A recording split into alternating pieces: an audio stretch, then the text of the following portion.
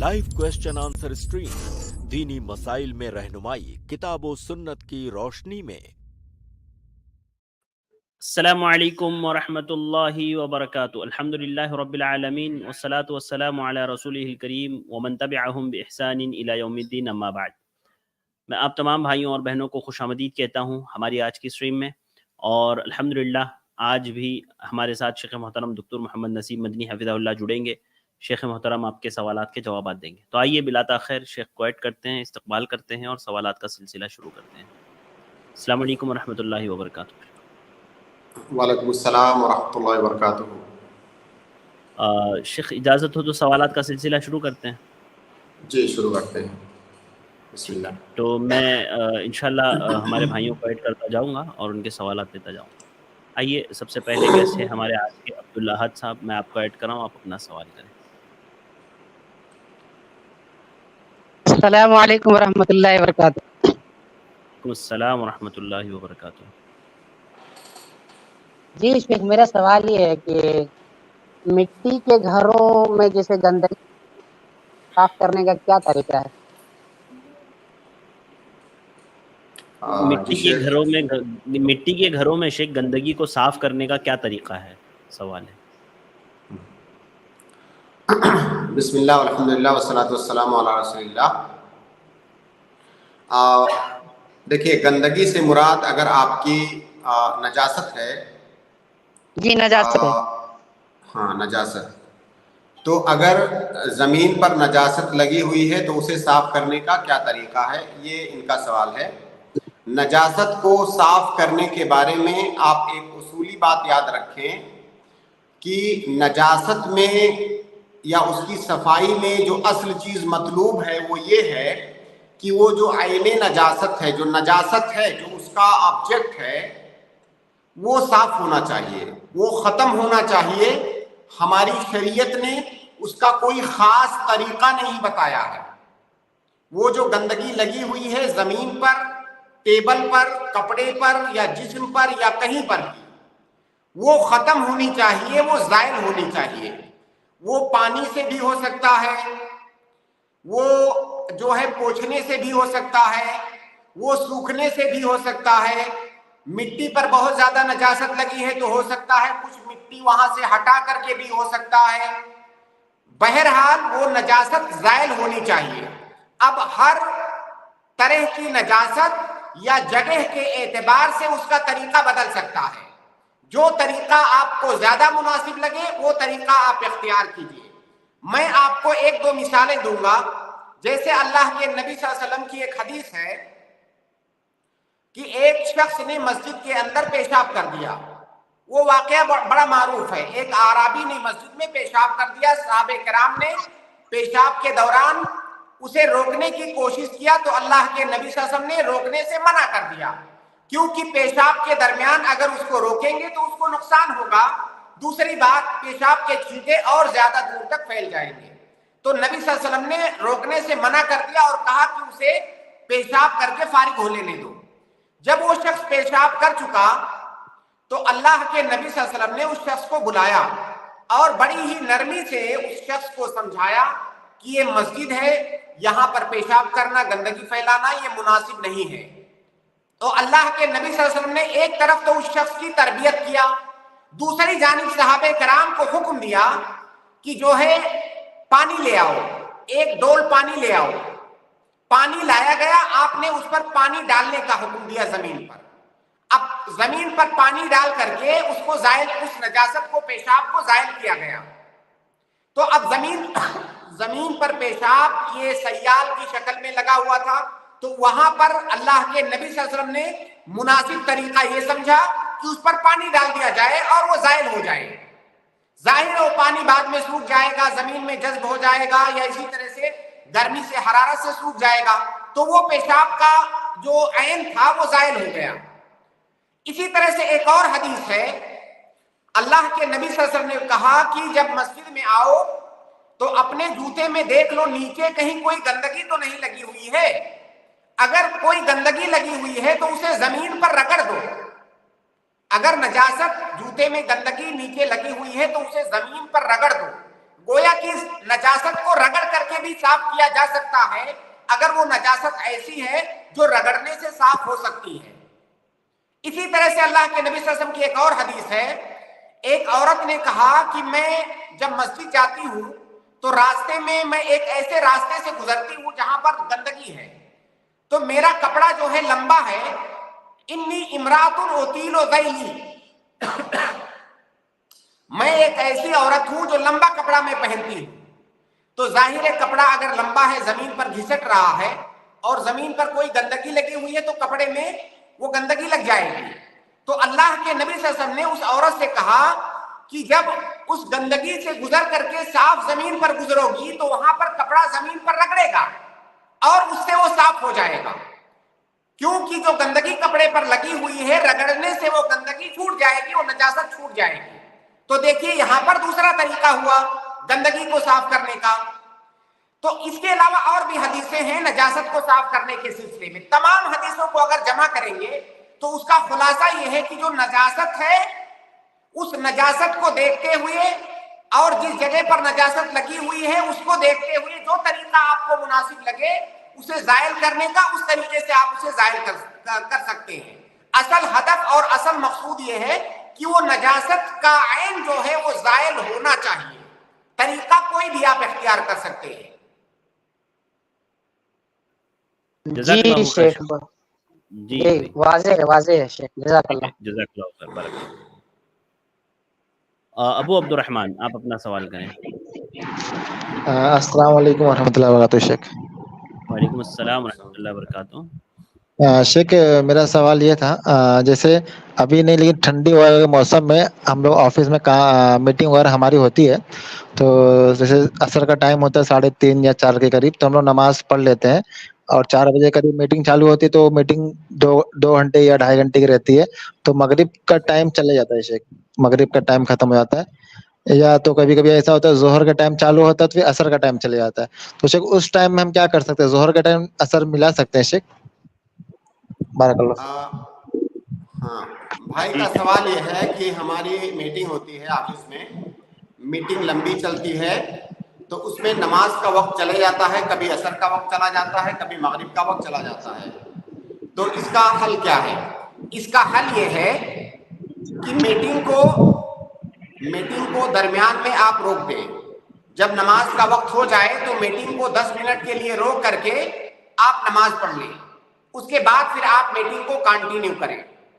Meeting अगर इतनी जरूरी मीटिंग है जिसको रोकना ये मुमकिन नहीं है या जिसको रोकने में बहुत ज्यादा मशक्कत है, जैसे कभी कभी होता है कोई बड़ा इज्तिमा चल रहा है, जहां बहुत ज्यादा लोग इकट्ठा हैं, अब अगर दरमियान में इज्तिमा को रोकते हैं, नमाज का ब्रेक करते हैं, तो इसमें बहुत ज्यादा परेशानी है, बहुत ज्यादा मशक्कत है। ऐसी सूरत में इजाजत दी जा सकती है कि आप 2 नमाजों को इकट्ठा करके पढ़ लो। लेकिन मीटिंग जो कि रूटीनी होती है, जो कि होती ही रहती है, हर 1-2 दिन पे होती रहती है, और मीटिंग में इतने ज्यादा लोग नहीं होते हैं कि जो है उनके होते हुए मीटिंग को रोका नहीं जा सकता है, तो मीटिंग के लिए नमाज को मौखर करना ये दुरुस्त नहीं है। अगर वो मीटिंग ऐसी है जिसका रोकना मुमकिन नहीं है तो तब तो ठीक है, लेकिन जो रूटीनी मीटिंगें होती हैं उनको रोक करके नमाज पढ़ना ये बिल्कुल आसान और बिल्कुल मुमकिन है। तो लिहाजा अगर ऐसी मीटिंग है तो दरमियान में छोटा सा ब्रेक लेकर के आप नमाज पढ़ के फिर मीटिंग को कंटिन्यू कीजिए। जी अबू अब्दुर्रहमान भाई, उम्मीद है आपको जवाब मिलेगा। जी शेख एक मैं ये बोल रहा था, मीटिंग का सामने आ गया, जब एग्जाम हो रहा है शेख, कभी एग्जाम का टाइम भी ऐसे फंस जाता है, तो उस टाइम तो हम जोर के साथ असर मिला सकते हैं शेख? हाँ देखिए, एग्जाम का मसला अलग है, बिल्कुल आपने सही सवाल किया।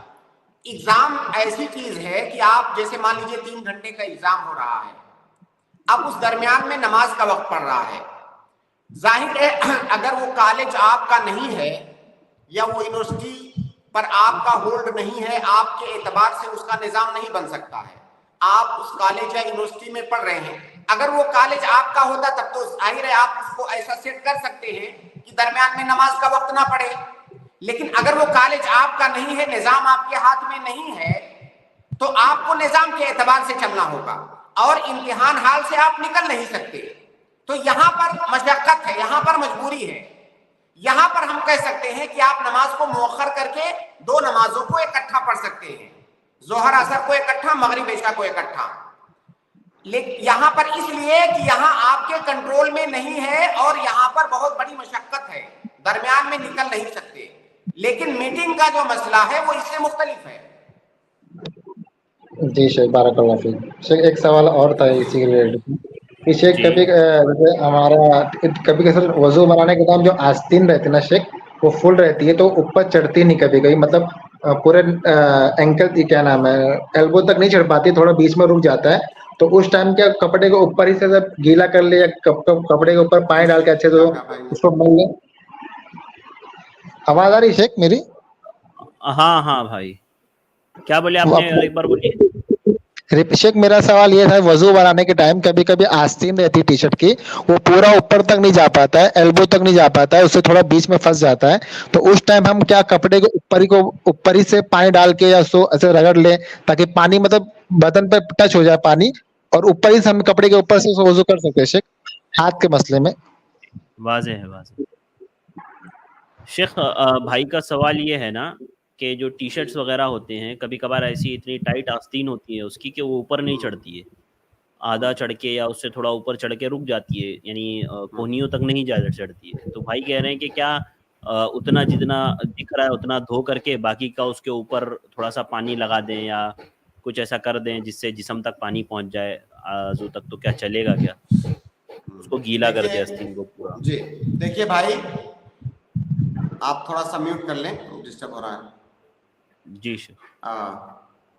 جو اعضائے وضو ہیں, جو اعضائے وضو ہیں, منہ, ہاتھ, پاؤں, اور جن اعضائے وضو کا وضو کے اندر دھلنا یہ ضروری ہے, ان پر آپ مسح نہیں کر سکتے. ان کو آپ نہ تو بغیر دھلے چھوڑ سکتے ہیں نہ تو مسح کر سکتے ہیں. ان کو مکمل طور سے دھلنا ہے, اور دھلنے کا مطلب یہ ہے کہ اس پر پانی پہنچنا چاہیے. اگر تھوڑی سی بھی جگہ چھوٹ گئی, جیسے مان لیجیے ہتھیلی کو کوہنیوں کے تھوڑا اوپر تک دھونا ہے, اب اگر درمیان میں تھوڑی سی بھی جگہ چھوٹ گئی تو آپ کا وضو نہیں ہوگا. جیسا کہ اللہ کے نبی صلی اللہ علیہ وسلم کی حدیث ہے, وَيْلٌ لِّلْعَقَابِ مِنَ النَّارِ, وَيْلٌ لِّلْعَقَابِ مِنَ النَّارِ, کہ جو لوگ وضو کرتے ہیں اور پاؤں کے پیچھے تھوڑی سی جگہ چھوٹی رہ جاتی ہے, اللہ کے نبی صلی اللہ علیہ وسلم نے ان کے لیے ویل کی جو ہے وعید سنائی ہے. تو اگر کوئی انسان وضو کرتا ہے اور تھوڑا سا حصہ بھی اس کا پانی نہیں پہنچتا ہے تو اس کا وضو نہیں ہوگا. اب اگر آپ کی آستین ایسی ہے جو اوپر نہیں جا رہی ہے تو وہاں پر پانی کیسے پہنچے گا؟ یا تو پھر آپ یہ کریں کہ آستین کو بالکل تر بتر بھگو دیں. تو ایسا تو آپ کریں گے نہیں, آپ کہیں گے بھائی میں اپنی پوری آستین کیسے بھگو لوں. آپ آستین کو اگر اتنا بھگو دیتے ہیں کہ نیچے جو ہاتھ کا حصہ ہے مکمل طور سے پانی پہنچ جا رہا ہے, تب تو ٹھیک ہے. لیکن ایسا کرنا تو بہت بڑی مشقت کا باعث ہے, پوری آستین آپ کی بھیگ جائے گی اور ایسا کوئی کرے گا نہیں. تو لہذا اس کا حل یہ ہے کہ آپ ایسا کپڑا پہنے ہی کیوں, آپ ایسا کپڑا کیوں پہنے جو اتنا ٹائٹ ہے کہ ٹائم سے آپ اس کو اتار بھی نہیں سکتے, آپ اس پر وضو نہیں بنا سکتے. اس کا حل یہی ہے کہ آپ ڈھیلا کپڑا پہنے, اور کپڑے کے جو آداب ہیں ان آداب میں بھی یہ چیز ہے کہ کپڑا آپ کا ڈھیلا ڈھالا ہونا چاہیے. ہاتھ کا مسئلہ تو چلیے آسان ہے, ہاتھ کا چونکہ پردہ نہیں ہے, ہاتھ کا آستین اگر ٹائٹ بھی ہے تب بھی وہ جائز ہے. لیکن وضو کرتے وقت تو آپ کو کسی بھی طرح سے اس کو اتار کر کے یا کسی بھی طرح ہاتھ کو دھونا ہے. لیکن مسئلہ اس وقت ہے جب جسم کا وہ حصہ جس کا ڈھکنا واجب ہے, اگر اس حصے پر آپ کا کپڑا اتنا ٹائٹ ہے کہ جسم سے چپکا ہوا ہے, جسم کے نشیب و فراز دکھ رہے ہیں, تو یہ تو جائز ہی نہیں. کیونکہ پردے کے شروط میں سے ہے کہ آپ کا کپڑا ایسا ہونا چاہیے کہ جسم کے اعضاء ظاہر نہ ہو, جسم کے اعضاء کی جو بناوٹ ہے وہ ظاہر نہ ہو. تو مرد کے لیے بین السرہ و رکبہ, ناف سے لے کر کے گھٹنے تک چھپانا یہ واجب ہے. اب اگر کوئی آدمی ایسا ٹراؤزر پہنا ہے یا ایسی جینس پہنا ہے जो इतना टाइट है कि उसको पहनने में भी मशक्कत होती है।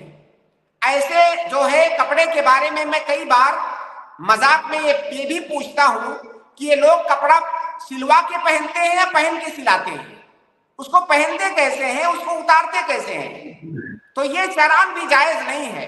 अगर कपड़ा आपका इतना टाइट है, आस्तीन आप टाइट रख सकते हैं क्योंकि हाथ का पर्दा नहीं है, लेकिन अब अगर आपकी आस्तीन इतनी टाइट है कि आप वजू नहीं बना सकते, तो या तो हर वजू में आप अपनी टी शर्ट जो है उतारे, वरना फिर आप वजू नहीं बना सकते। तो लिहाजा खुलासा ये है कि जो आज़ाए वजू हैं उन पर मुकम्मल तौर से पानी पहुंचना चाहिए, वरना आपका वजू नहीं होगा। जी जज़ाकल्लाह। जी जी शेख साहब आपने बोला ना, जी शेख साहब आपने बोला कि आस्तीन मतलब पानी नहीं अंदर तक पहुंच जाना है, तो मेरा पानी तो अंदर तक पहुंच जाता है, मैं उसको पूरा के पूरा गीला कर देता हूँ। वो अलग बात है पानी बाद में निकलते रहता है, तो पूरा मुकम्मल गीला हो जाता है। अगर पूरी आस्तीन आप भिगो लेते हैं तो क्या इस तरह से आपको डिस्टर्ब नहीं होता है? आस्तीन तो पूरी शेख भीग गई आपकी। मतलब रुमाल से टावल से तो सुखा लेता हूँ। ये ऑफिस में रहता तो टी शर्ट निकाल सकता हूँ, तो ऑफिस में ठीक है मेरे भाई, अगर आप ये कह रहे हैं कि मेरा पूरा हाथ भीग जाता है, आस्तीन के नीचे पानी चला जाता है, तब तो वजू आपका हो जाएगा। लेकिन सवाल ये है कि क्या आस्तीन को भिगो लेना ये आसान है या उतार करके धो लेना ताकि आपकी आस्तीन सूखी रहे, ये आसान है? आप ये बताइए। शेख ये ऑफिस वगैरह में कपड़ा निकालना वो मसला हो जाता है। भाई आप ऑफिस के भी कुछ नियम होते हैं, बहुत सारी ऑफिसों में आपको वेल ड्रेस्ड होना होता है।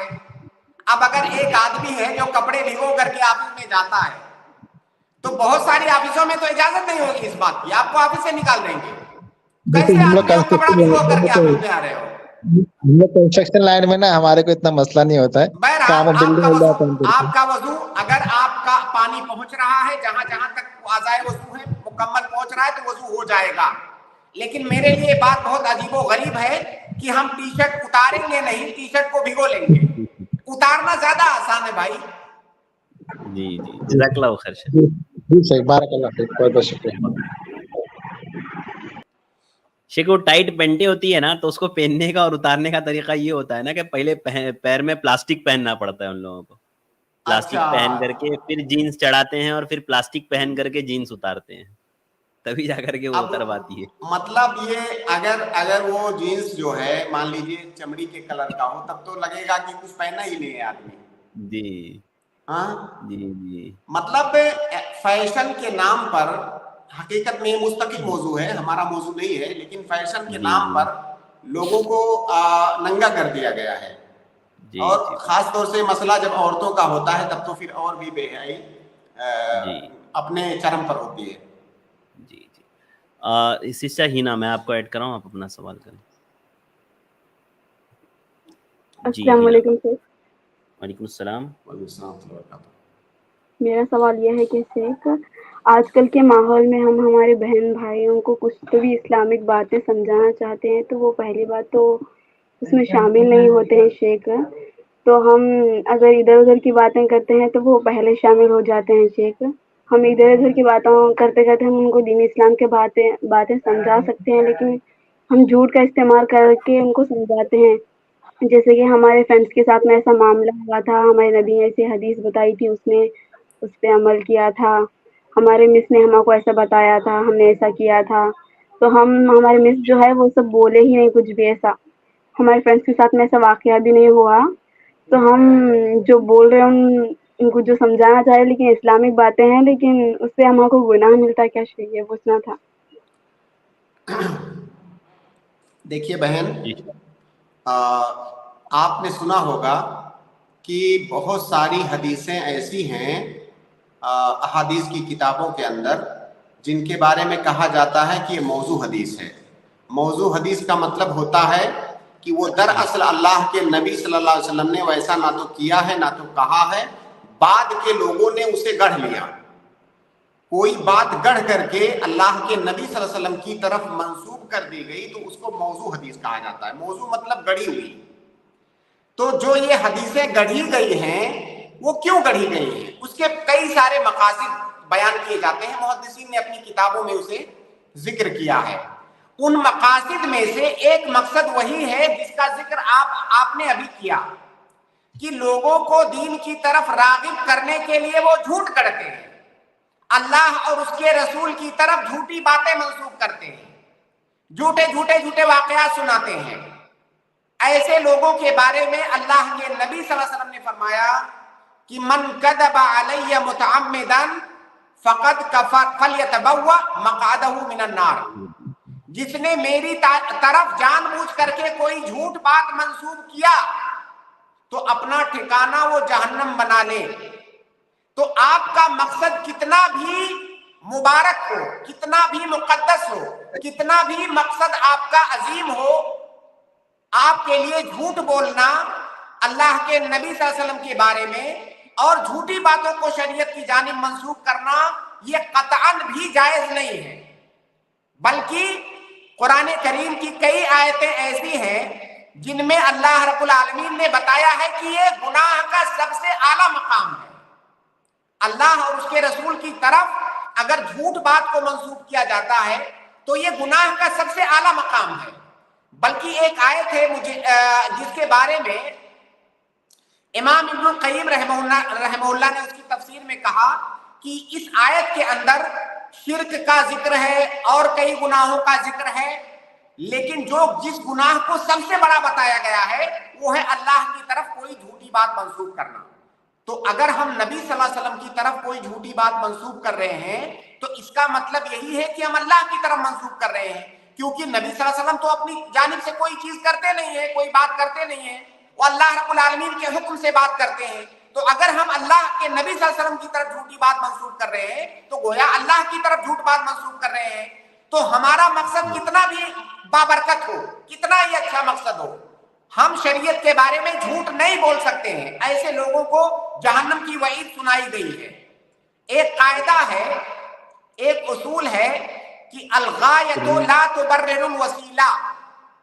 اس قاعدے کا مطلب، اس اصول کا مطلب یہ ہے کہ آپ کی منزل اگر بہت اچھی ہے تو اس اچھی منزل پر پہنچنے کے لیے آپ غلط راستہ نہیں اختیار کر سکتے۔ منزل بھی اچھی ہونی چاہیے، اس منزل تک جانے کا راستہ بھی اچھا ہونا چاہیے۔ مقصد کتنا ہی اچھا ہو اس کے لیے آپ غلط وسیلہ نہیں اختیار کر سکتے ہیں۔ وسیلے کا اور مقصد کا دونوں کا صحیح ہونا ضروری ہے۔ تو یہاں پر مقصد تو آپ کا ٹھیک ہے، لیکن یہ جو وسیلہ آپ اختیار کر رہے ہیں یہ وسیلہ بہت ہی انتہائی غلط ہے، یہ سب سے بڑا گناہ ہے۔ لہٰذا آپ جو ہے کتاب و سنت کی روشنی میں ان کو سمجھائیں۔ ہدایت دینا آپ کے ہاتھ میں نہیں ہے، ہدایت دینا اللہ رب العالمین کے ہاتھ میں ہے۔ آپ کا کام ہے ان کو دین کی بات بتانا اچھے اسلوب میں، آپ وہ بتائیے۔ اگر ان کو ہدایت نہیں مل رہی ہے تو یہ آپ کی ذمہ داری نہیں ہے۔ لہٰذا دین کے بارے میں جھوٹ بولنا یہ بہت بڑا گناہ ہے، بلکہ سب سے بڑا گناہ ہے۔ اب اس کی روشنی میں بہت سارے علماء، خاص طور سے ایک خاص جماعت ہے، اس کے علماء کو آپ دیکھیں گے، ان کی تقریروں کو سنیں گے، قصے کہانیاں ان کی کوئی حقیقت نہیں ہوتی ہے کتاب و سنت کی روشنی میں۔ وہ جھوٹ بولتے ہیں، جھوٹے واقعات اللہ کے نبی صلی اللہ علیہ وسلم کی طرف منسوب کریں گے، دین کی طرف منسوب کریں گے۔ وہ یہی بات کہتے ہیں کہ ہمارا مقصد بڑا نیک ہے۔ بھائی اگر نیک مقصد کی وجہ سے حدیثیں گڑھنا جائز ہوتا تو ہر آدمی اللہ کے نبی صلی اللہ علیہ وسلم کی طرف حدیثیں بنا کر کے گڑھے، تو پھر دین بچے گا کہاں؟ کیسے پتا چلے گا کیا پیور ہے کیا ڈپلیکیٹ ہے؟ لہٰذا یہ طریقہ بالکل غلط ہے۔ ہدایت دینا آپ کے ہاتھ میں نہیں ہے، آپ ان کو دین کی تبلیغ کیجیے، اچھی باتیں بتائیے کتاب و سنت کی روشنی میں، باقی ہدایت دینا یہ آپ کے ہاتھ میں نہیں ہے۔ جزاک اللہ خیر، بارک اللہ فیک، بہت بہت شکریہ سر۔ جی ہم کو جو بولنا ہے بول دینا، لیکن غلط راستہ اختیار نہیں کرنا بولنے کا شیخ ہے نا مطلب۔ جی بالکل، اچھی جگہ پر پہنچنے کے لیے غلط راستہ نہیں اختیار کرنے کا، راستہ بھی اچھا ہونا چاہیے، منزل بھی ٹھیک ہونی چاہیے، یہ دو باتیں ہمیشہ دھیان رکھیں۔ آپ کی منزل کتنی بھی، جیسے مان لیجئے کوئی آدمی حج کرنا چاہتا ہے، حج کرنا کتنا مبارک عمل ہے۔ اب کوئی کہے کہ میری نیت حج کرنے کی ہے تو چلو میں چوری کر کے مال جمع کرتا ہوں تاکہ حج کر لوں، تو اس کے بارے میں آپ کیا کہیں گے؟ کیا یہ اس کا طریقہ صحیح ہوگا؟ نہیں صحیح ہوگا. جی جی جزاک اللہ خیر شیخ. ٹھیک ہے سسٹر، بہت بہت شکریہ. اس کے بعد میں جو ہے اگلے گیسٹ کو ایڈ کر رہا ہوں. اگلے گیسٹ ہے اکبر پٹھان. میں آپ کو ایڈ کر رہا ہوں اپنا سوال. جی اکبر پٹھان. ٹھیک ہے، میں اس کے بعد محسن اقبال کو ایڈ کر رہا ہوں. جی محسن اقبال صاحب.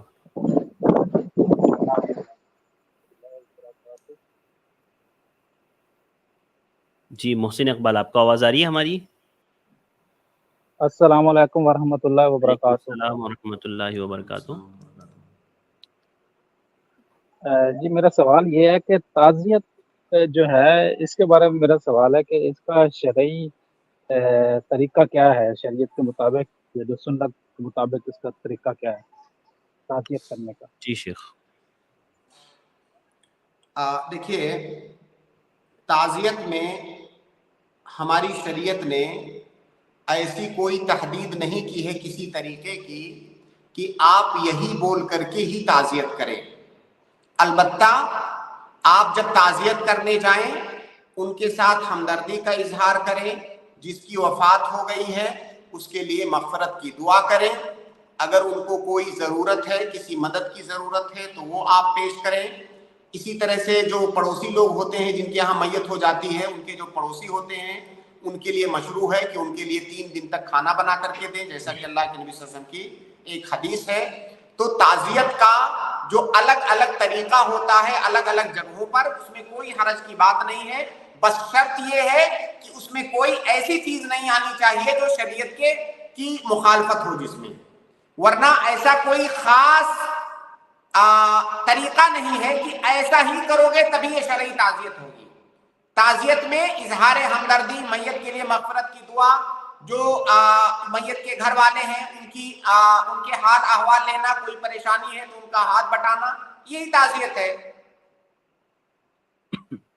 جی انہیں صبر کی تلقین کرنا اور اصل میں پرابلم یہ جن ہے چیزوں کہ کی ضرورت ہے. جی جی جی کیا پرابلم ہے؟ جی فرمائیں، ہمارے کیا بول یہاں رہے جو ہیں؟ ہے وہ لوگ اکٹھے ہو کر ایک جگہ پہ زمین پر بیٹھ جاتے ہیں. وہاں پہ حقہ بھی چل رہا ہوتا ہے، سیاست بھی چل رہی ہوتی ہے. اوپر سے جو مہمان آتا ہے اس کے ساتھ مل کے وہ فاتحہ خوانی کرتے ہیں. اور جو میت ہوتا ہے اس کو وہ فاتحہ جو ہے اس کو پہنچا دیتے ہیں، یعنی کہ بخش دیتے ہیں جو کہا جاتا ہے. اور اگر کوئی شریعت کے مطابق جس طرح آپ نے کہا اس طرح سے اگر کوئی ان کے اظہار افسوس کیا جائے تو وہ الٹا کہتے ہیں کہ یار یہ تم نے کون سا طریقہ بنایا ہے، یہ تو غلط ہے. الٹا مذاق اڑانا شروع کر دیتے ہیں. ہاں دیکھیے، بہت اچھا آپ نے وہی بات کہی جو میں نے جس کا ابھی ذکر کیا ہے. جیسے آپ نے کہا کہ میں نے آپ کو اصول بتایا کہ ہر اس طریقے سے آپ تعزیت کر سکتے ہیں جس میں شریعت کی مخالفت نہ ہو. اب آپ نے بتایا کہ وہاں پر مجلس جمتی ہے، لوگ حقہ پیتے ہیں، اب یہ شریعت کی مخالفت ہو گئی. دوسری بات آپ نے کہا کہ وہاں پر فاتحہ خوانی ہوتی ہے اور اس کا ایصال ثواب کرتے ہیں، یہ شریعت کی مخالفت ہو گئی. تو اب یہ طریقے غلط ہو گئے. کئی ساری جگہوں پر کیا ہوتا ہے کہ باقاعدہ جو میت کے گھر والے ہوتے ہیں وہ کھانے پینے کا انتظام کرتے ہیں. آپ بسا اوقات اگر اچانک پہنچ جائیں تو آپ کو لگے گا کہ یہاں پر کوئی خوشی کی مناسبت چل رہی ہے، کوئی شادی بیاہ کا موقع ہے. کھانا بن رہا ہے، دیگیں بن رہی ہیں، لوگ آ رہے ہیں، کھا رہے ہیں، جیسے لگ رہا ہے کہ وہ خوشی منا رہے ہیں کہ یہ آدمی چلا گیا دنیا سے، بہت اچھا ہوا ہے نا. تو یہ شریعت کی مخالفت ہے. بہت سارے لوگوں نے، بہت سارے علماء نے اس کو بدعت تک کہا. تو یہ شریعت کی مخالفت ہے، کیونکہ جو طریقہ ہے وہ یہ ہے کہ میت کے گھر کھانا میت کے لوگ بنا کر کے نہ کھلائیں آپ کو، آپ کھانا بنا کر کے ان کے گھر پہنچاؤ. آپ وہاں گئے، ان کے ساتھ بیٹھے، صبر کی تلقین کیا، ان کو دعائیں دی، میت کو دعائیں دی، ان کو تسلی دیا آپ نے، آپ چلے آئے، یہی تعزیت ہے. باقی اس کے علاوہ یہ جو سارے چوچلے کیے جاتے ہیں یہ سب ان کا شریعت سے کوئی تعلق نہیں ہے اور یہ سب بدعت کے زمرے میں آتے ہیں. یہ تیسرے کا جو ختم دلاتے ہیں اس کے اوپر پھر وہ کھانا دعوتیں اڑائی جاتی ہیں اور پھر تیسرا، پھر 7واں، پھر 11واں، پھر وہ اس کے بعد ہر ایک جمعرات کو ختم کیا جاتا ہے. پھر مولوی کو بلوا کر وہ اصال ثواب کے لیے فاتحہ خوانی اور قرآن خوانی کرائی جاتی ہے. یہ جی سب بھی جی وہ کہتے ہیں کہ یہ جائز. اس سب کے بارے میں آپ یہ کیا کہیں؟ بدعت ہے، یہ بدعت ہے. اگر تیسرا، 13واں، 40واں، 14واں پتہ نہیں کیا کیا جو کرتے ہیں، تو پہلی بات تو یہ قرآن خوانی جو ہوتی ہے یہی بدعت ہے. دوسری بات، اس کے لیے جو وقت وہ مقرر کرتے ہیں، کیا دلیل ہے اس بات کی؟ اگر وہ 40واں کرتے ہیں تو 50واں کیوں نہیں کرتے ہیں، یا 91واں کیوں نہیں کرتے ہیں؟ ہاں عجیب معاملہ ہے. صحیح بات. مسلمانوں نے دین کا کیا بنا دیا ہے. اللہ کے نبی صلی اللہ علیہ وسلم کے زمانے میں کیا لوگوں کی وفات نہیں ہوتی تھی؟ کیا نبی صلی اللہ علیہ وسلم کو اگر یہ خیر ہے، بھلائی ہے، تو کیا نبی صلی اللہ علیہ وسلم کو نہیں پتا تھا؟ نبی صلی اللہ علیہ وسلم نے یہ سب چیزیں کیوں نہیں کیا؟ نبی صلی اللہ علیہ وسلم کی وفات ہو گئی، صحابہ کرام نے کیوں نہیں کیا؟ تو یہ سب بدعات ہیں، یہ سب بدعات ہیں، اور ان کا کرنا کسی بھی طرح سے جائز نہیں ہے. جی جزاک اللہ خیر شیخ. بہت بہت شکریہ محسن اقبال بھائی. امید ہے آپ کو جواب مل گیا ہوگا. اگلے گیسٹ ہے حفظ الرحمان صدیقی. میں آپ کو ایڈ کر رہا ہوں، آپ اپنا سوال کریں. السلام علیکم ورحمۃ اللہ. وعلیکم السلام ورحمۃ اللہ وبرکاتہ. جی شیخ، میرا سوال ہے کہ نماز کے تعلق سے، نماز یعنی کہ اذان کے تعلق سے، کہ وقت سے پہلے اگر کوئی غلطی سے اذان دے دیا ہو 4-5 منٹ پہلے، تو کیا جی وہ اذان شمار کیا جائے گا یا پھر دوبارہ اذان دینا پڑے گا؟ خاص کر کے مغرب کی اذان اور فجر کی اذان پہ. ایسے تو ظہر، عصر اور یعنی عشاء وقت اس سے میں تو ٹائم. پہلے مطلب جو ٹائم متعین ہے وہ جی آپ کہہ رہے ہیں، جی یا نماز کا یعنی جو ٹائم ہوتا ہے وہ جی شروع ہونے سے نہیں پہلے؟ شیخ، وقت کا جو اذان دینے کا جو ٹائم جو ہے، اس سے پہلے واہ واہ. غلطی سے اگر کبھی سمجھ گیا اذان دے دی. شیخ. جیسے کسی مسجد میں اگر ٹھیک ہے 4 ٹھیک ہے بجے بھائی. کی اثر ہاں کی اذان ہے. جی شیخ، جی شیخ میں سمجھ. دیکھیے بھائی، ارشد بھائی نے جو آپ سے سوال پوچھا وہ بہت ہی وضاحت طلب کرنا بہت اچھا تھا، چونکہ جی آپ جی کے جی سوال میں دو باتوں کا احتمال ہے. آپ کے سوال میں 2 باتوں کا احتمال ہے. ایک، آپ کے سوال کا ایک مطلب تو یہ ہو سکتا ہے کہ مان لیجئے سورج غروب ہوتا ہے 7:10 پہ، سورج جی غروب ہوتا ہے 7:10 پہ، اور کسی نے اذان دے دیا 7:05 پہ. ایک احتمال تو یہ ہے. دوسرا احتمال یہ ہے کہ سورج غروب ہوتا ہے 7:10 پہ، لیکن ہمارے یہاں اذان دی جاتی ہے 7:12 پہ. اب کسی نے 7:10 پہ اذان دے دیا تو کیا اذان ہو جائے گی کہ نہیں؟ یہ دونوں احتمال موجود ہیں، اور 5 وقت کی نمازوں میں.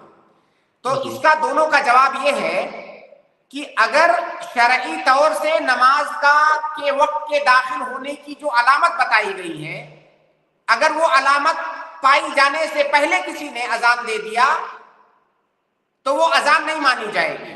اگر کوئی جان بوجھ کر کے ایسا کر رہا ہے تب تو گناہ بھی ہے. اگر غلطی سے ہو گیا تو اس کے اوپر کوئی گناہ نہیں ہے، لیکن اس اذان کا شمار نہیں ہوگا. وہ اذان دوبارہ دینی ہوگی، ٹائم ہونے کے بعد دوبارہ وہ اذان دینی ہوگی. تو یہ تو پہلا احتمال ہوا. دوسرا جو احتمال ہے، مان لیجئے ظہر کا ٹائم ہوتا ہے 1 بجے سورج زائل ہو جاتا ہے، لیکن کئی ساری مسجدوں میں سورج زائل ہونے کے مان لیجئے آدھا گھنٹے بعد اذان ہو رہی ہے.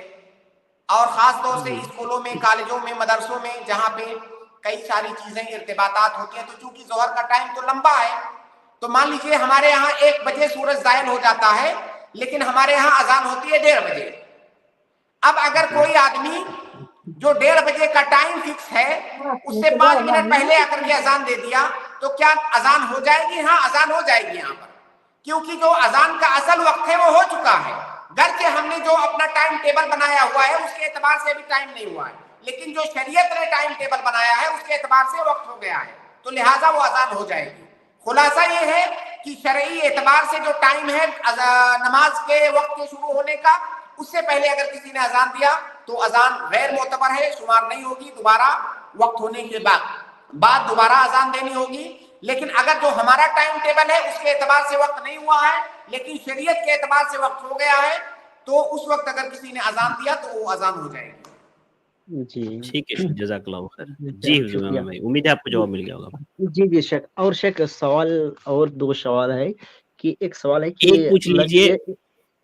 ये क्या बोलते हैं कि ये स्कूलों में ज्यादा ये हो रहा है और बाकी मदरसे में तो अल्हम्दुलिल्लाह सही है कि अल्लाह के नबी सल्लल्लाहु अलैहि वसल्लम की एक हदीस है कि मन अहब्ब अन यमसुल लहुर रिजाल, कि कोई भी इंसान जब आते हैं और खड़ा हो जाते हैं, मतलब स्कूल में ज्यादा होता है कि जब हम टीचर जाते हैं टीचर और बच्चे खड़ा हो जाते हैं, तो ये खड़ा होना कैसा है? क्योंकि मैंने एक हदीस में पढ़ा है कि कोई भी इंसान अगर खड़ा जी, हो जी, इम्तिहान वाज़ेह है के लिए सवाल। तो ये देखिए, ठीक है, वाज़ेह है सवाल। जी। इस सवाल का जवाब एक बार मैं तफसील से दिया हूँ इसी स्ट्रीम में, वो कहीं पे शायद होगा भी उसका क्लिप, जी लेकिन मैं एक बार फिर जिक्र कर देता हूँ। देखिए, खड़े होने की एक नौइयत तो ये है कि कोई आदमी जब मजलिस में दाखिल हो रहा है, जहाँ हम लोग बैठे हैं वहाँ पे कोई आदमी दाखिल हो रहा है, हम जो है उससे सलाम करने के लिए खड़े हुए और हमने सलाम किया, सलाम करके फिर हम बैठ गए, ये जायज़ है। या इसी तरह से कोई आदमी आ रहा है जो मोहतरम आदमी है, हम उसके इस्तेकबाल के लिए खड़े हुए, हम 2 कदम चल के उसका हमने इस्तेकबाल किया, लाके उसको बिठाया, फिर हम भी बैठ गए, ये भी जायज़ है। और इसकी दलील है अल्लाह के नबी सल्लल्लाहु अलैहि वसल्लम ने की हदीस है जिसमें आपने कहा कि क़ूमू लिसय्यिदिकुम, एक सहाबी गालिबन साद बिन उबादा है या साद बिन मुआज़, वो दाखिल हुए तो अल्लाह के नबी सल्लल्लाहु अलैहि वसल्लम ने कहा क़ूमू लिसय्यिदिकुम, अपने सरदार के लिए खड़े हो। तो यहाँ पर यही मुराद है जो अल्लाह के नबी सल्लल्लाहु अलैहि वसल्लम ने कहा खड़े हो, यानी उनका इस्तेकबाल करने के लिए उनके एहतराम में खड़े हो जाओ। तो ये दोनों सूरतें जायज़ हैं, सलाम करने के लिए या किसी मकसद से या इस्तेकबाल के लिए, तरहीब के लिए, वेलकम के लिए खड़े हुए आप, उसके बाद वो जब बैठा आप भी बैठ गए, तो ये जायज़ है। लेकिन खड़े होने की एक शक्ल ये है कि कोई आदमी दाखिल हो रहा है, आप बैठे हुए हैं, जब वो दाखिल हुआ तो आप खड़े हो गए, अब वो आदमी आकर के कुर्सी पर, सोफे पर या अपनी जगह पर वो बैठ जाएगा और आप क्या है, आप खड़े हुए हैं। अब वो आदमी जब तक बैठा है आप खड़े हुए हैं हाथ बांध के, ये जायज नहीं है। अल्लाह के नबी सल्लल्लाहु अलैहि वसल्लम ने इससे मना किया है और अल्लाह के नबी सल्लल्लाहु अलैहि वसल्लम ने इसे अजमियों का तरीका बताया है। इसे अजमियों का तरीका बताया है कि जिस तरह से अजमी अपने बादशाहों के लिए, सुल्तान के लिए खड़े होते हैं, उस तरह से मत खड़े हो, बल्कि जो है जब वो बैठ जाए तो आप भी बैठ जाओ। तो लिहाजा ये इसमें तफसील है। अगर कोई आदमी बिल्कुल खड़े रह रहा है तो ये जायज नहीं है, लेकिन उसका इस्तेकबाल करने के बाद या सलाम करने के बाद अगर वो बैठ जाता है तो ये जायज है। अभी मैंने जिस हदीस का जिक्र किया, देखिए वो साद बिन मुआज़ है, वो साद बिन मुआज़ है, अबू दाऊद की रिवायत है, सही है कि अन्ना अहला कुरैदा लम्मा नज़लू अला हुक्म साद अरसला इलैहि नबी सल्लल्लाहु अलैहि वसल्लम फजा अला हिमारिन अकमरा फक़ाल नबी सल्लल्लाहु अलैहि वसल्लम कुमू इला सय्यिदिकुम औ इला खैरिकुम फजाअ हत्ता क़अदा इला रसूलिल्लाहि सल्लल्लाहु अलैहि वसल्लम। ये हदीस साफ तौर से इस बात पर दिलालत करती है कि अगर इस्तिक़बाल के लिए एहतरामन खड़े हो रहे हैं या सलाम करने के लिए खड़े हो रहे हैं, उसके बाद आप बैठ जा रहे हैं तो जायज है, लेकिन अगर खड़े होकर के खड़े रह रहे हैं तो ये जायज नहीं है। दूसरी बात आपने कहा कि अगर जो हदीस है कि अगर कोई आदमी वो खुद चाहता है कि लोग मेरे लिए खड़े हों, तो ये दुरुस्त नहीं है।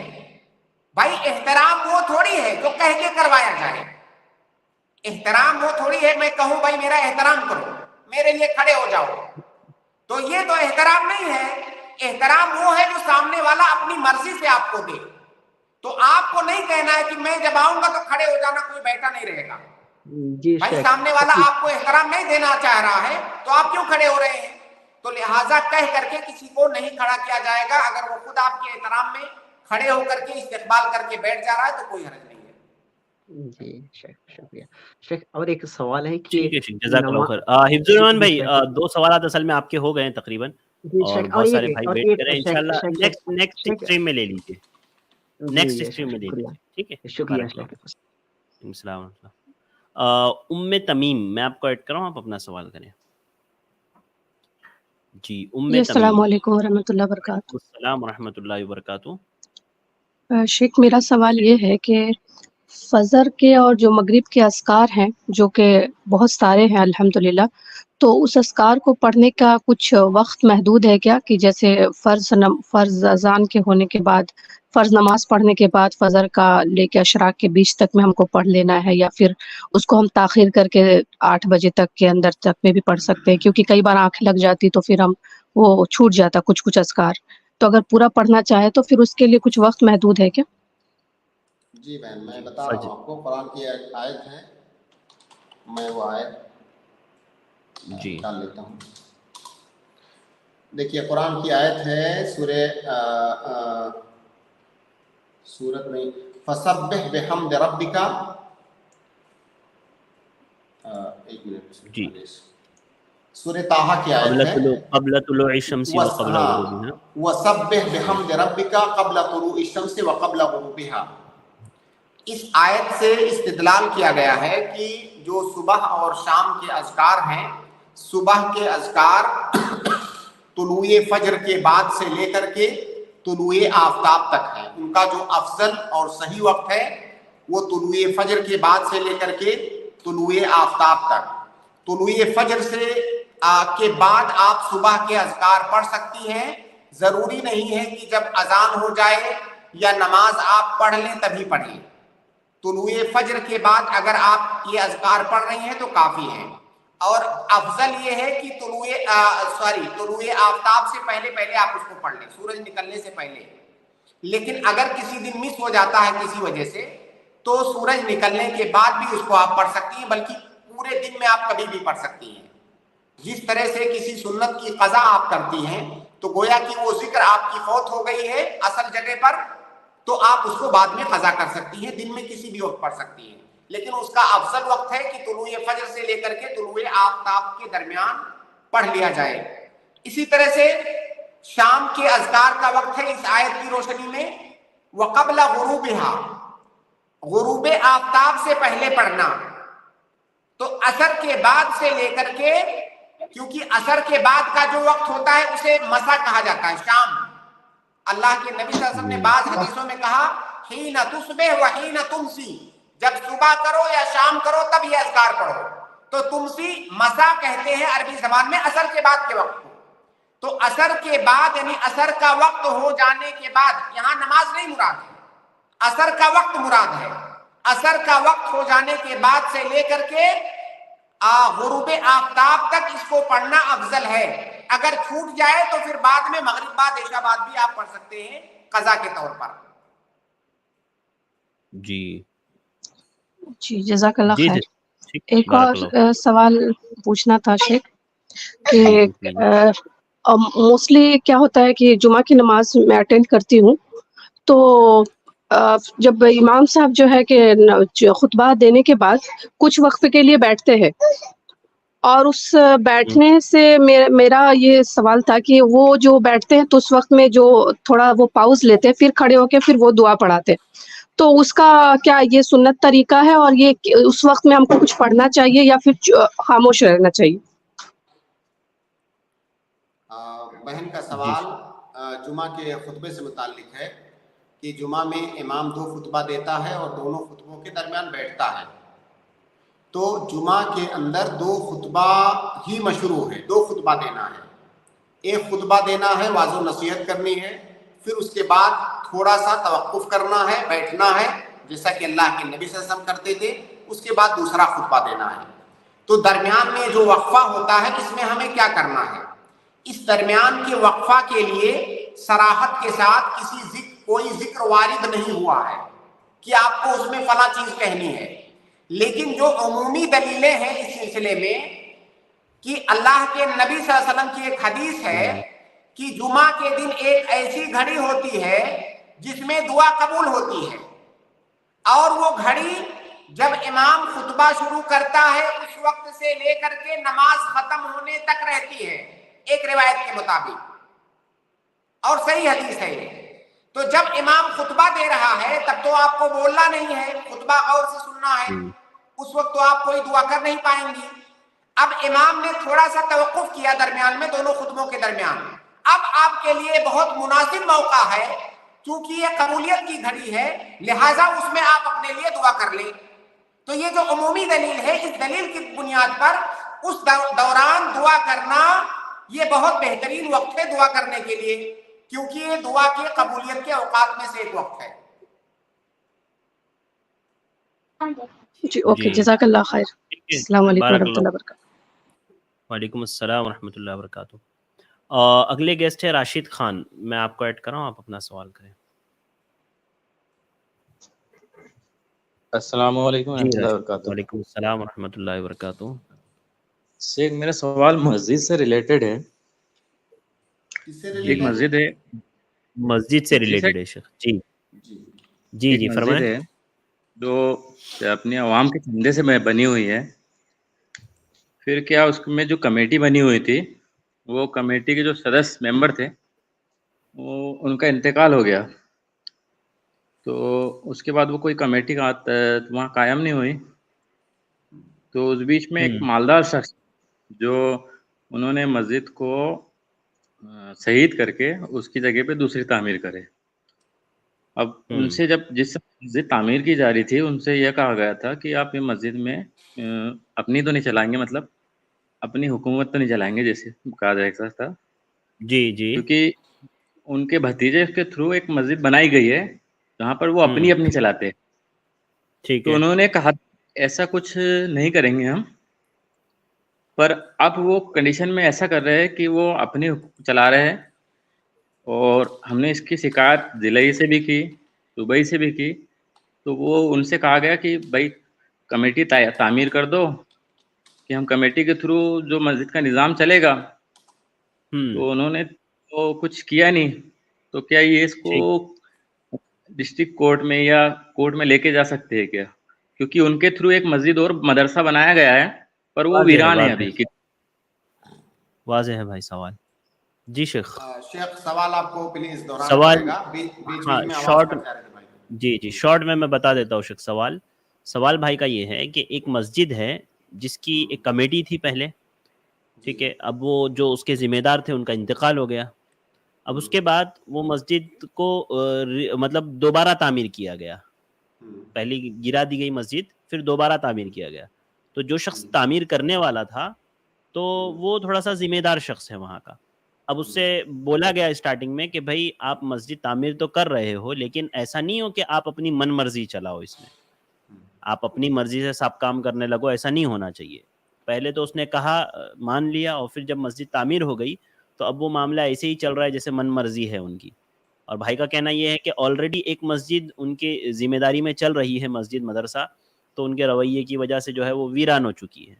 تو اب یہاں پر بھی وہ اسی طرح کی چیزیں کر رہے ہیں۔ ان لوگوں نے جمعیت سے شکایت کی، تو ان لوگوں نے کہا کہ بھائی آپ کمیٹی بناؤ، کمیٹی بنانے کے لیے بولا گیا، لیکن نہیں بنا رہے ہیں اس کے باوجود۔ تو بھائی کا کہنا یہ ہے کہ کیا ہم اس کو کورٹ میں لے جا سکتے ہیں اس مسئلے کو؟ کئی چیزیں ہیں اس سوال کے اندر۔ ایک بھائی نے شروع میں کہا کہ مسجد تھی تو اس کو شہید کر کے دوبارہ وہ مسجد بنائی گئی۔ تو پہلی بات یہ ہے کہ مسجد کے بارے میں ابھی عام طور سے اگر کسی مسجد کو گراتے ہیں، چاہے غیر مسلم گرا دیں ظلم کر کے، یا مسلمان اس کو دوبارہ بنانے کے لیے اس کو توڑتے ہیں، تو کہتے ہیں کہ مسجد شہید کر دیے۔ بھائی شہادت یہ ایک شرعی کنڈیشن ہے، ایک شرعی اصطلاح ہے۔ شہادت کسی انسان کی ہوتی ہے، عمارت کی کون سی شہادت؟ مسجد کو گرا دی گئی، مسجد کو ڈھا دیا گیا، منہدم کر دیا گیا۔ اب مسجد کو اگر کوئی ظلم کر کے منہدم کر رہا ہے تب تو جائز نہیں ہے، وہ اللہ کا گھر ہے، اس کے لیے جائز نہیں، حرام ہے۔ لیکن اگر مسجد کو بنانے کے لیے گرایا جا رہا ہے، ریکنسٹرکشن کے لیے، تو بالکل ظاہر ہے مسجد کی مصلحت میں ہے، چیز جائز ہے، بلکہ کار ثواب ہے۔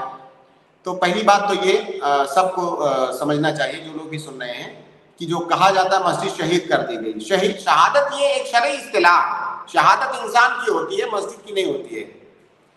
دوسری بات یہ جو اس کے بعد سوالات بھائی کے ہیں، ان کا تعلق انتظامی امور سے ہے۔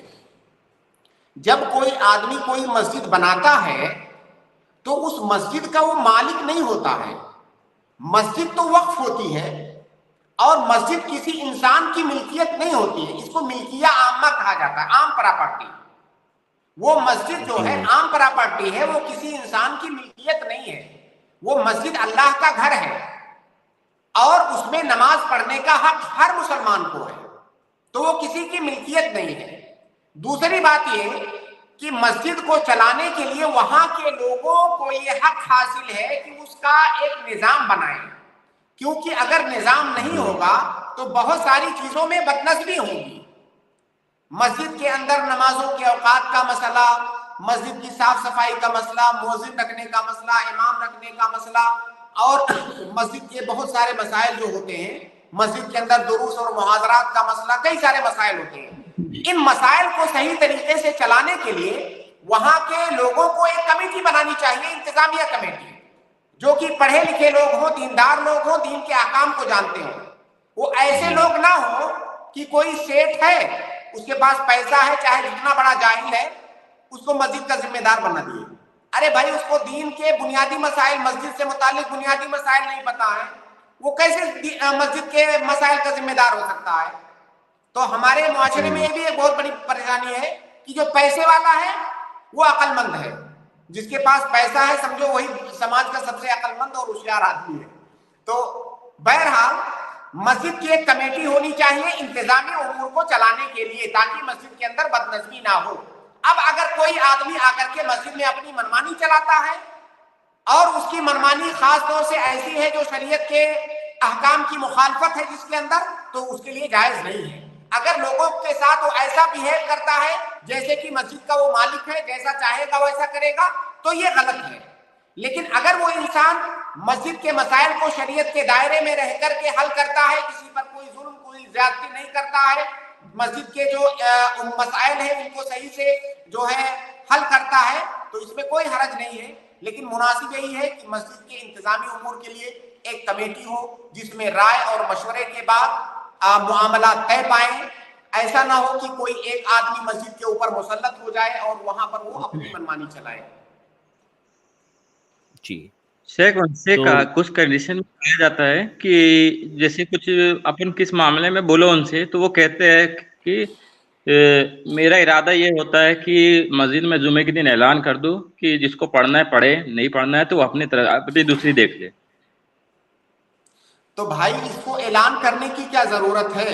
یہ تو اعلان کیے بغیر بھی لوگ جانتے ہیں کہ مجھے پڑھنا ہوگا تو پڑھوں گا، نہیں پڑھنا ہوگا تو کہیں اور پڑھوں گا۔ اس کو بتانے کی کیا ضرورت ہے؟ آپ بتائیے۔ مطلب یہ تو انتہائی، اگر کوئی بھی آدمی ایسا کر رہا ہے تو نری جہالت ہے۔ بھائی مجھے یہ کہنے کی کیا ضرورت ہے آپ کو کہ بھائی اگر آپ کو پڑھنا ہے تو پڑھو، نہیں پڑھنا ہے تو چلے جاؤ؟ میں آٹومیٹک وہی کام کرنے والا ہوں، مجھے پڑھنا ہوگا تو پڑھوں گا، نہیں پڑھنا ہوگا تو چلے جاؤں گا۔ آپ کون کہ ہوتے ہیں بتانے والے؟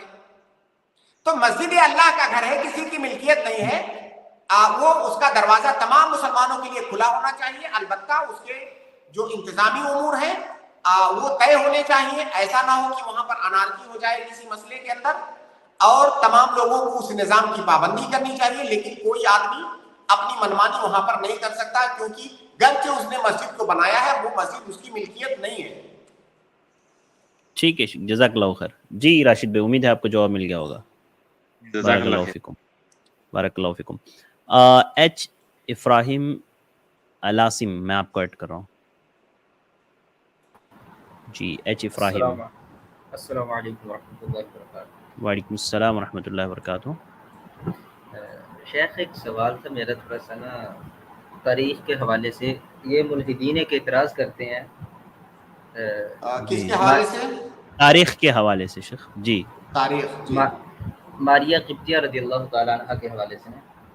جی جی، وہ یہ اعتراض کرتے ہیں کہ نبی صلی اللہ علیہ وسلم نے ایک یہودیہ سے نکاح کیا، اور دوسرا کیا یہ ماریہ قبطیہ امہات المؤمنین میں شامل ہے یا نہیں؟ دوسرا کیا؟ ماریہ قبطیہ یہ امہات المؤمنین میں شامل ہے یا نہیں شیخ؟ دیکھیے، اللہ کے نبی صلی اللہ علیہ وسلم نے ان سے نکاح نہیں کیا تھا۔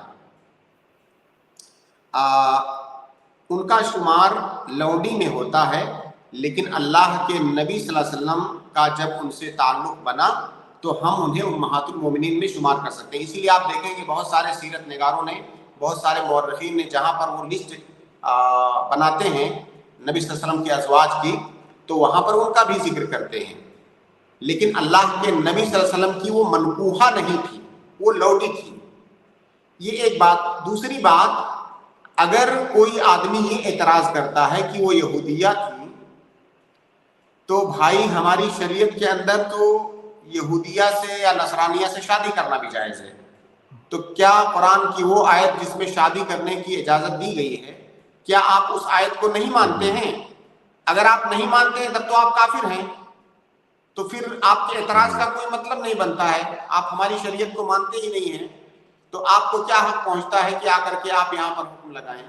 تو ہماری شریعت میں تو نکاح کرنا بھی جائز ہے.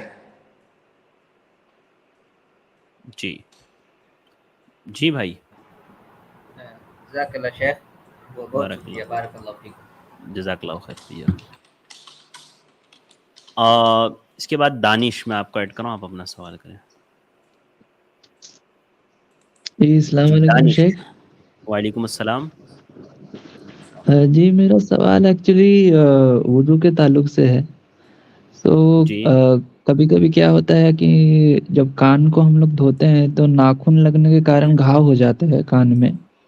تو کبھی کبھی کیا ہوتا ہے کہ وضو کے دوران کیا ہوتا ہے کہ اگر وہ گھاؤ کھرچ جائے تو اس سے پس نکلتا ہے، تو اس کا کیا وضو پہ کوئی اثر پڑتا ہے؟ کیا وہ نجس ہے وہ جو پانی نکلتا ہے گھاؤ سے؟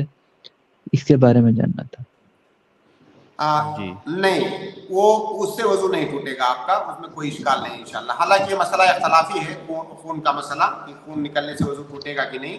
صحیح بات یہ ہے کہ اگر اس گھاؤ سے تھوڑا سا پس نکلتا ہے یا جو ہے تھوڑا سا خون نکلتا ہے تو اس سے وضو نہیں ٹوٹے گا. البتہ وہ جو نکلا ہے بس آپ اس کو دھو لیں، لیکن وضو آپ کا برقرار رہے گا. ہاں شیخ، اور کبھی کبھی کیا ہوتا ہے وہ پانی کے کارن وہ جو پس نکل جاتا ہے تو اس سے دوبارہ ہاتھ دھونا پڑتا ہے، تو کیا اس سے وضو کی ترتیب ٹوٹ جاتی ہے؟ یہی میرا سوال تھا. نہیں، کوئی آپ وضو کمپلیٹ کر لیجئے، اس کے بعد آپ نے دیکھا کہ پس نکلا ہوا ہے اس کو صاف کر لیجئے. وضو تو آپ کا کمپلیٹ ہو چکا ہے پہلے ہی. ٹھیک ہے جی شیخ. ٹھیک ہے بھائی، بہت بہت شکریہ دانش بھائی. موڈ اشرف میں آپ کو ایڈ کر رہا ہوں. السلام علیکم ورحمۃ اللہ وبرکاتہ. وعلیکم السلام ورحمۃ اللہ وبرکاتہ. شیخ میرا ایک سوال مسجد کے ہی تعلق سے تھا کہ ہمارے پاس زمین چھوڑی ہے، یعنی 100 گز جگہ تو لے لی ہے اور 100 گز لیں گے، تو 200 گز زمین میں ہم یہ چاہ رہے ہیں کہ نیچے مسجد چلا لیں اور اوپر مدرسہ چلا لیں.